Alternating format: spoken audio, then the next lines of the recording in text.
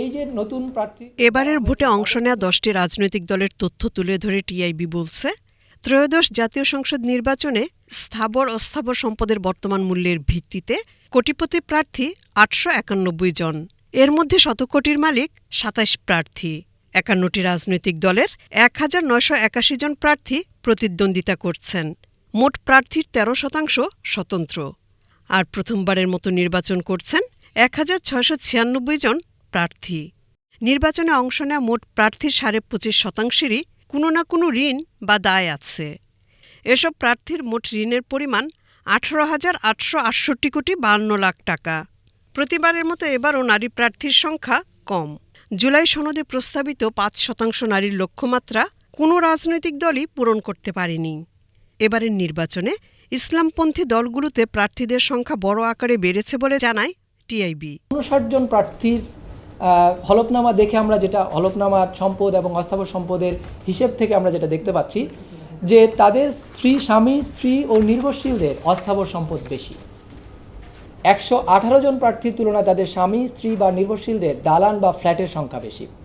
আবার 164 জন প্রার্থীর তুলনায় তাদের স্বামী স্ত্রী ও নির্ভরশীলদের জমির পরিমাণ বেশি। আর প্রার্থীরা যে আয়কর বিবরণী এবার জমা দিয়েছেন তাতে আমরা দেখতে পাচ্ছি টিন সার্টিফিকেট দিয়েছেন 97 ভাগ, ট্যাক্স রিটার্ন জমা দিয়েছেন 70 ভাগ, ট্যাক্স রিটার্নে আয় বিবরণী পাওয়া গেছে 63 ভাগের, ট্যাক্স রিটার্নে পরিসম্পদ বিবরণী পাওয়া গেছে 18.15 ভাগ। মোট করযোগ্য আয় 693 কোটি টাকা তারা করযোগ্য আয় দেখিয়েছেন এবং কর দিয়েছেন 54.68 কোটি টাকা। প্রার্থীদের হলফনামায় তথ্যগত অসামঞ্জস্যতা আছে বলে সংবাদ সম্মেলনে দাবি করেন ইফতেখারুজ্জামান।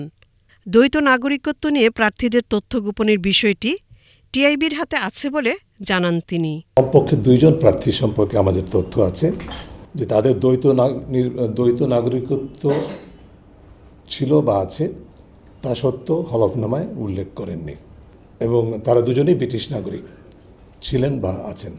একজন প্রার্থীর ঘোষিত যে সম্পদ বিবরণী তার মধ্যে তার ঘোষিত যে নির্ভরশীলগণ আছে তাদের একজনের নামে একটা যুক্তরাজ্যে একটা সম্পদ কেনা হয় এবং এই সম্পদের সাথে প্রার্থীর নির্ভরশীল পারিবারিক সদস্যের সম্পৃক্ততার তথ্য আমাদের কাছে আছে, যেটি প্রকাশ করা হয়নি। অন্য আরেকজন প্রার্থী বিদেশে তার নিজের কোনো সম্পদের তথ্য দেননি বা নেই বলেছেন।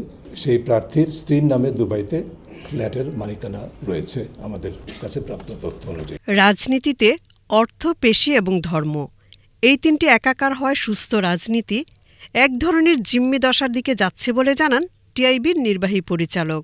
প্রথম সংসদে মূল পেশা ব্যবসা তাদের হার ছিল 17.5%।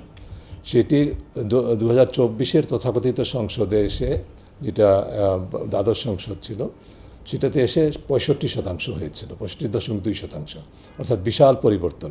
আমাদের রাজনীতিতে অর্থ, পেশি এবং ধর্ম এই তিনটে একসাথে একাকার হওয়ার কারণে সুস্থ রাজনীতি কিন্তু এক ধরনের জিম্মি দশার দিকে যাচ্ছে। ক্রমাগতভাবে সুস্থ রাজনীতি রাজনৈতিক স্পেস বা রাজনৈতিক অঙ্গন থেকে কোণঠাসা হচ্ছে, আর অসুস্থ রাজনীতির ধারক বাহক তুলনামূলকভাবে স্পেসটা বা অঙ্গনটা, রাজনীতির অঙ্গনটা দখল করে নিচ্ছে। দিনার সুলতানা, বিটিভি নিউজ।